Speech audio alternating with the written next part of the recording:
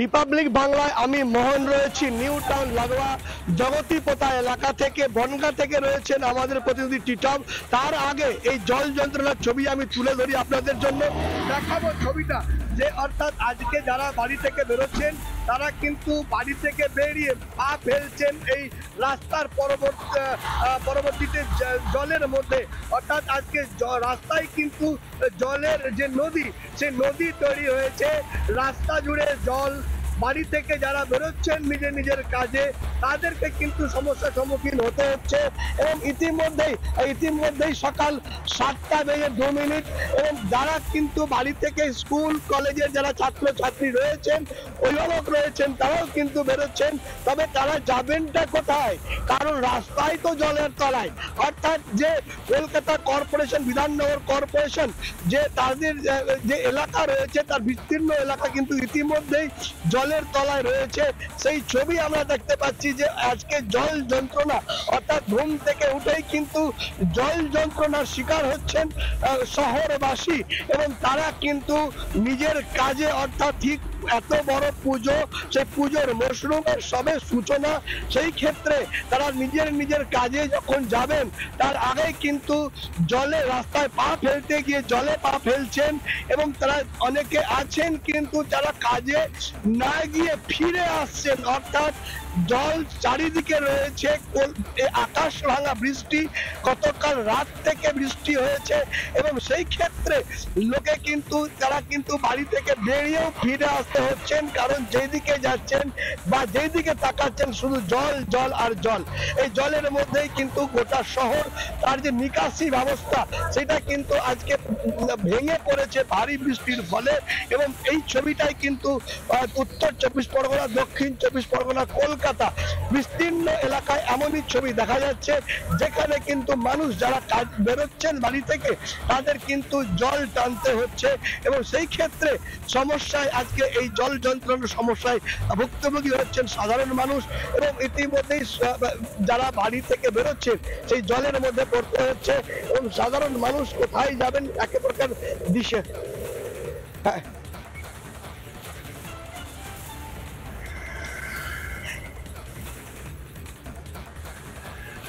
এবার একটু আমরা সেক্টর 5-এর কি ছবি রয়েছে, কি ছবি তুলে ধরেছে আমরা একটু এই রিপাবলিক বাংলায় দেখব।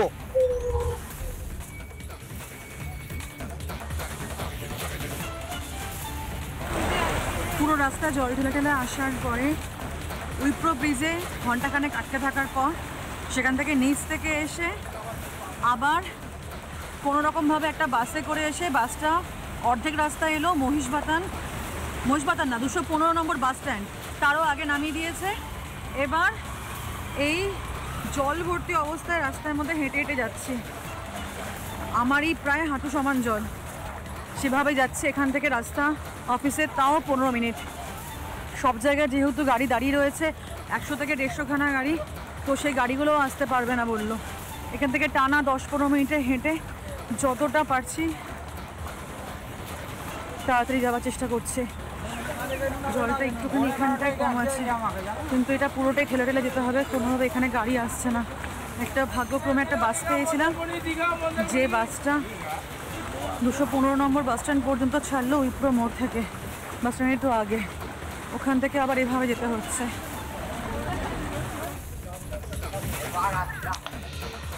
একেবারে আমরা এতক্ষণ দেখছিলাম সেক্টর 5-এর ভিউ তোলার ছবি। এবার আমরা চলে যাব টিটমের কাছে, তার এলাকায় কি অবস্থা এই বৃষ্টির ফলে আমরা একটু টিটমের কাছ থেকে জেনে নেব।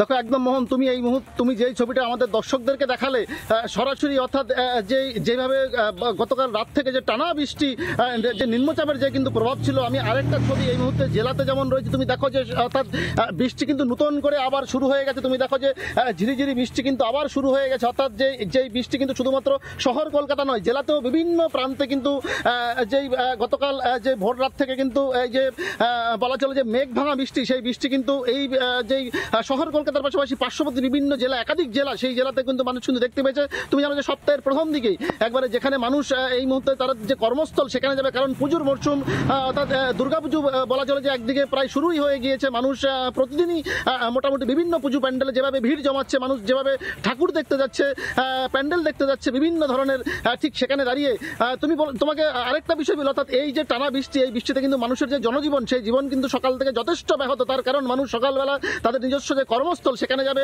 অন্যান্য দিকে ছোট ছোট পড়ুয়া যারা রয়েছেন, যাদের মর্নিংয়ে স্কুল রয়েছেন, তারা স্কুলে যাবেন, স্বাভাবিকভাবে তারাও কিন্তু ভোগান্তির মধ্যে পড়তে হচ্ছে।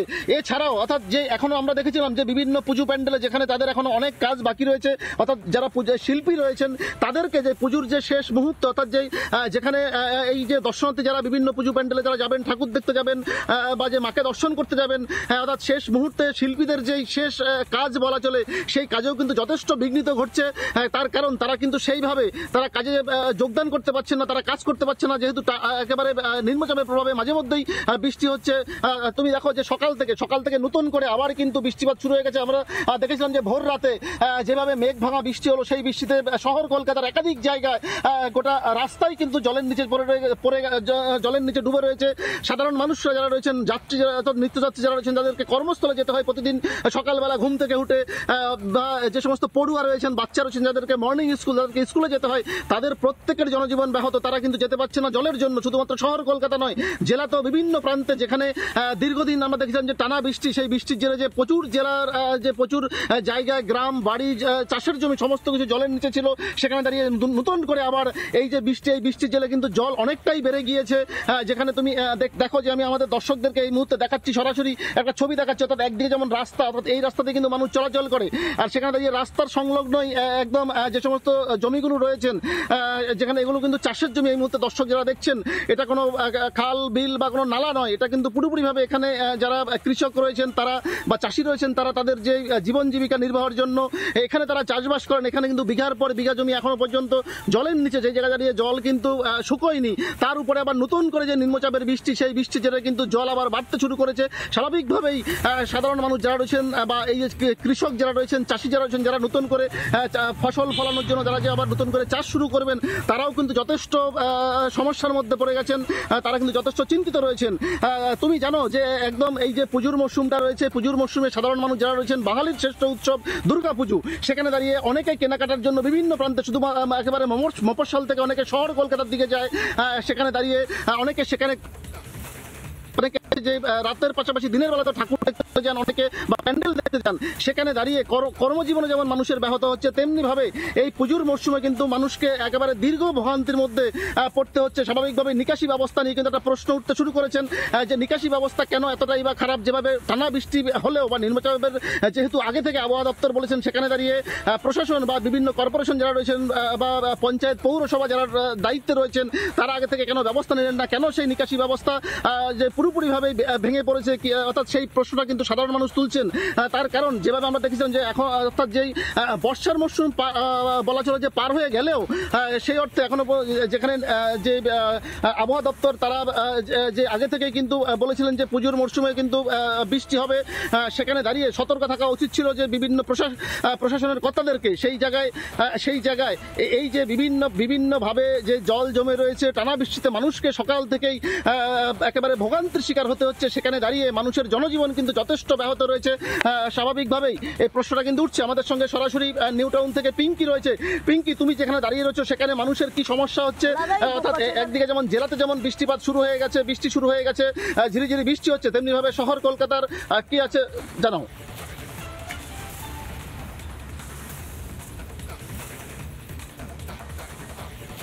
একদম দেখো, আমি নিউ টাউনে দাঁড়িয়ে রয়েছে ডিএলএফ এর সামনে, এবং তুমি জানো যে এই মুহূর্তে সল্টলেক, সেক্টর 5, নিউ টাউন, চিনার পার্ক, কৈখালি থেকে শুরু করে শহরের বিস্তীর্ণ এলাকা, সেটা সাউথ হোক, নর্থ হোক, সেন্ট্রাল কলকাতা হোক, কিংবা নিউ টাউনের মতো একদম নয়া শহর হোক, সেই সমস্ত জায়গায় এই মুহূর্তে জলমগ্ন হয়ে রয়েছে। লাস্ট পাওয়া আপডেট অনুযায়ী আমরা দেখতে পাচ্ছি বিভিন্ন জায়গায় আমাদের প্রতিনিধি যারা রয়েছেন, ইতিমধ্যে একাধিক ছবি এসে যেগুলো পৌঁছচ্ছে।